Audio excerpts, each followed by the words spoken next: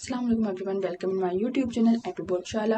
तो आज का जो लेटर है वो है अपने स्वास्थ्य की जानकारी देते हुए अपनी माता जी को आपको पत्र लिखना है। ठीक है, लेटर लिखना है, अपनी मम्मी को लेटर लिखना है। तो उसके लिए हम पहले क्या लिखेंगे, हम यहाँ पे एड्रेस लिखेंगे और डेट लिख देंगे।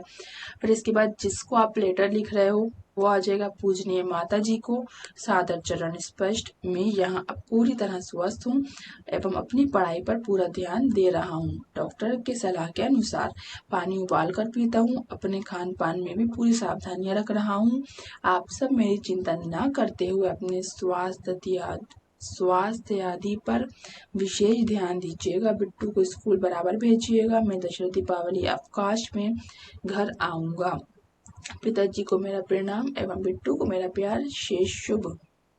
आपका दुलारा बेटा कान्हा, यहाँ आपका नाम आ जाएगा। तो ये हो गया आपका एक लेटर। आप चाहो तो इसका स्क्रीनशॉट ले सकते हो और इसको कॉपी में लिख सककर लर्न कर सकते हैं। इंशाल्लाह मिलेंगे नेक्स्ट वीडियो में। अल्लाह हाफिज।